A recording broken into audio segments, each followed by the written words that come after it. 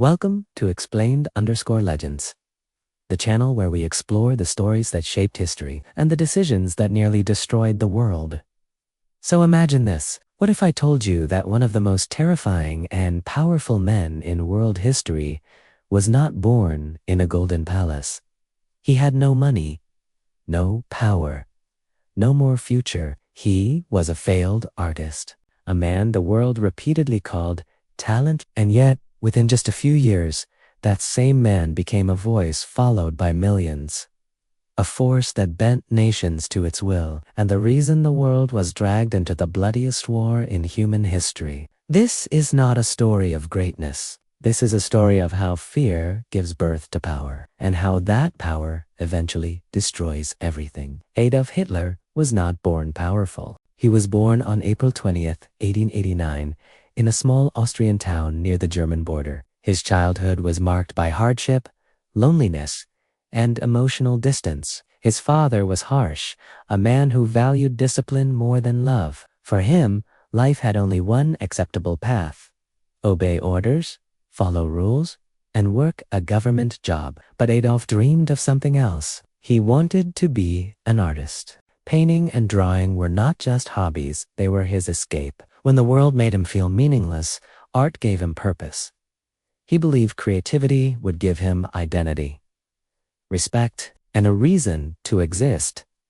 But reality showed no mercy. When he moved to Vienna to chase his dream, he applied to the Academy of Fine Arts. Then he applied again. Both times, the answer was the same: rejected. This was not just a rejection letter. It was the collapse of his entire life plan. His money ran out, he had no friends, his future vanished. Sometimes he slept in homeless shelters, sometimes he survived on cheap bread and soup. Vienna, a city considered paradise for artists, became a prison for him, and this is where the darkness begins. Vienna was not just a city, it was a breeding ground of political tension, nationalism, and extremist ideas. Newspapers were filled with hatred. Streets echoed with slogans. People blamed others for their failures. And Hitler learned to do the same. Instead of reflecting on his own shortcomings, he began blaming others: immigrants, minorities, especially Jews. Slowly, anger replaced dreams. Bitterness replaced ambition. Then came 1914. World War I began. Hitler volunteered for the German army. For the first time in his life, he felt like he belonged. The army gave him discipline, identity, purpose. He served as a frontline messenger, a role where death was always close. Bullets, bombs, gas attacks. He was wounded, blinded temporarily by poison gas, yet he returned to service. The army became his entire world. Then came 1918. Germany lost. This was not just a military defeat, it was emotional devastation. The Treaty of Versailles humiliated Germany. Land was taken. The army was weakened. Massive reparations shattered the economy. Germany was angry, ashamed, restless, and Hitler accepted a poisonous lie: that Germany did not lose the war, it was betrayed from within. This lie became his mission. For him, everything now was about revenge and pride. This is where the road began. The road that would lead the world to destruction. Post-war Germany was a wounded nation. Cities were broken. People were starving. And most dangerously, people had lost hope. And when a nation loses hope, it doesn't look for answers. It looks for a voice. That's where Hitler found his place. After the army, he joined a small political group called the German Workers' Party. No power, no respect. Just a few people sitting in a room, complaining. At first, Hitler was just another member, but when he started speaking, everything changed. There was rage in his voice, pain in his words, blame in every sentence. He told people their poverty was not their fault. Their humiliation was not their weakness. Someone else was responsible for the life stolen from them. People heard their own story, spoken by someone else. Hitler didn't offer solutions. He offered enemies. And when people are in pain, enemies are easier to remember than solutions. Slowly, the party became the Nazi Party. Swastikas, uniforms, marshes, chants, everything was designed to control emotions. Propaganda is not just posters.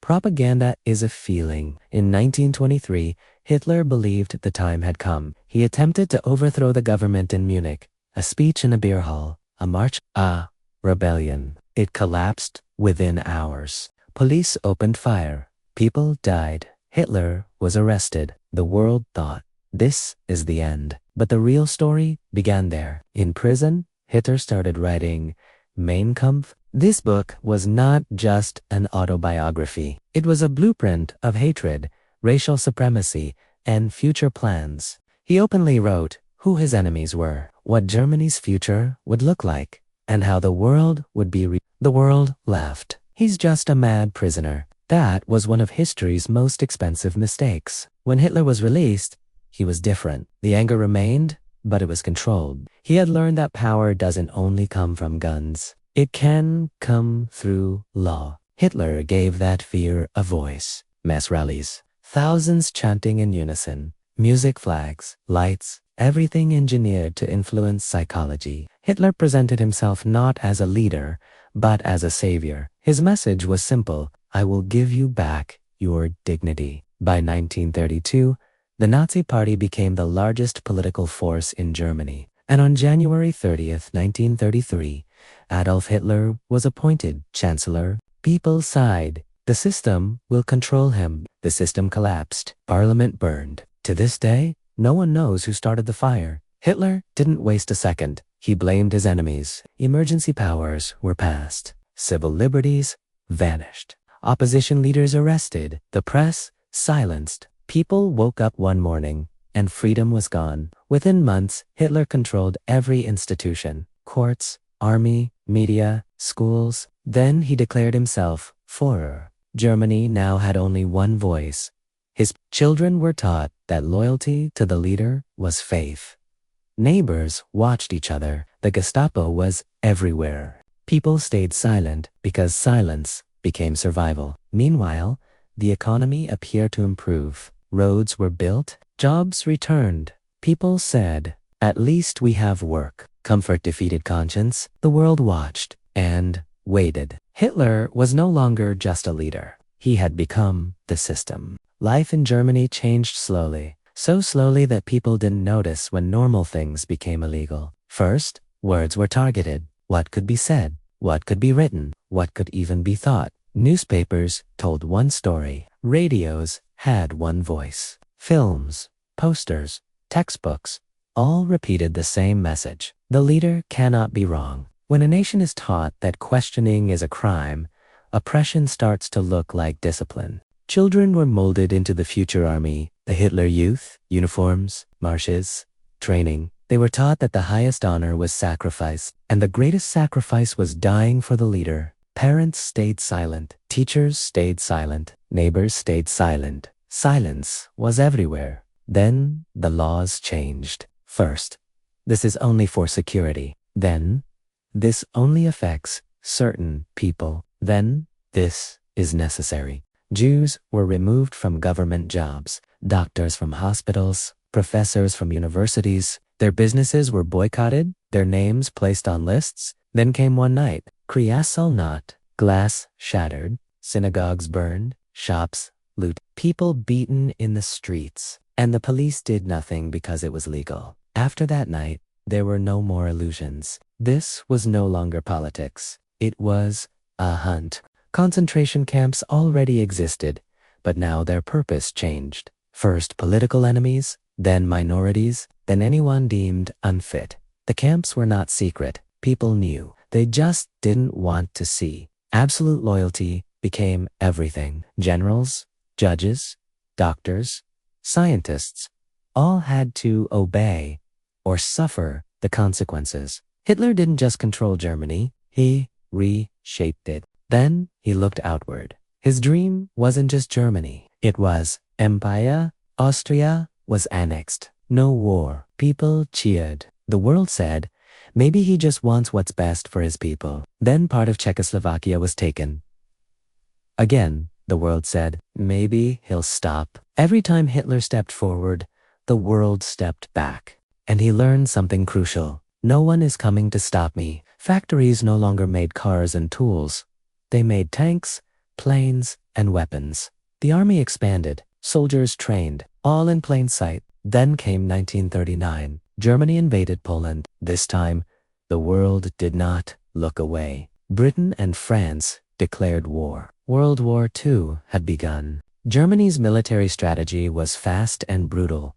Blitzkrieg Poland fell in weeks. Then Denmark, Norway, Belgium, the Netherlands. France, considered Europe's strongest army, collapsed in weeks. Hitler became the king of Europe. Rallies filled Berlin. People celebrated. Hitler began to believe he was chosen by history, that destiny was on his side. And when someone believes they cannot be stopped, the greatest mistake is born. He ignored warnings, ignored his generals, trusted only his own mind. In 1941, he invaded the Soviet Union. His most dangerous decision. At first, it worked. German forces advanced. Cities fell. Millions marched forward. But Russia is not just land. Russia is weather. Russia is time. Winter came. Supply lines broke. Soldiers froze and starved. Russian resistance was merciless. Then came Stalingrad. Here, Germany didn't just lose a battle. Its arrogance shattered. An entire army was destroyed. The Adolf Hitler could be defeated. That same year, he declared war on the United States. Now, Germany was fighting on all sides. This is where the collapse began. After Stalingrad, the war was no longer just on the battlefield. It entered Hitler's mind. The man who once roared before millions now hid in rooms. Meetings grew smaller. Decisions were made by one person, disconnected from reality. Every defeat was someone else's fault. Generals, soldiers, traitors, never Hitler. Meanwhile,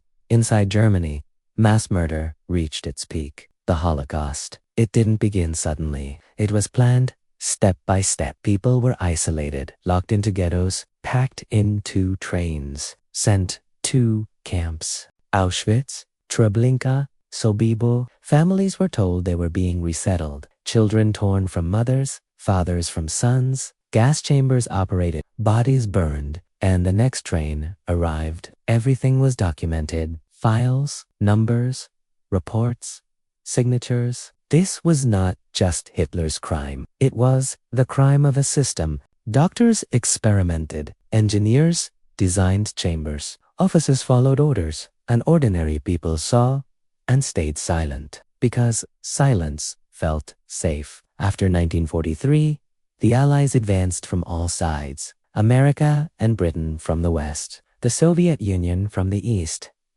Germany was bombed relentlessly. Cities burned. People lived underground. Children worked in factories instead of going to school. Hitler still refused to surrender. He said, if Germany cannot win, then Germany does not deserve to live. Factories were destroyed. Bridges blown up. Infrastructure dismantled by Hitler's own orders. Now he was taking revenge on his own people. In 1944, his own officers tried to kill him. A bomb exploded. Hitler survived, but his paranoia deepened. Hundreds were executed. The last remnants of morale collapsed. Then came 1945. Berlin was surrounded. Russian tanks approached. Every street became a battlefield. Hitler hid underground in a bunker. Outside, the world burned. Inside, he moved imaginary armies on maps. Only a few loyalists remained. Reality finally caught up. He,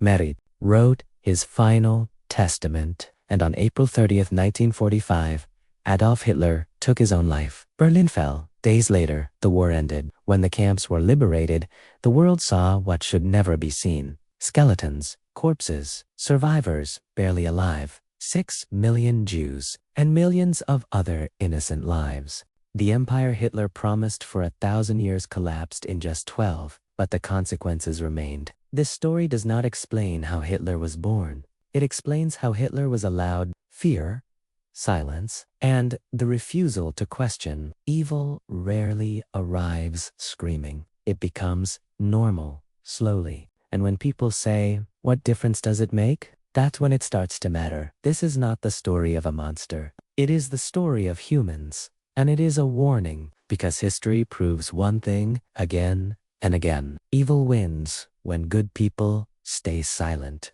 If you want to understand stories like this, not just hear them, follow explained_legends, because history isn't just meant to be remembered. It's meant to be understood.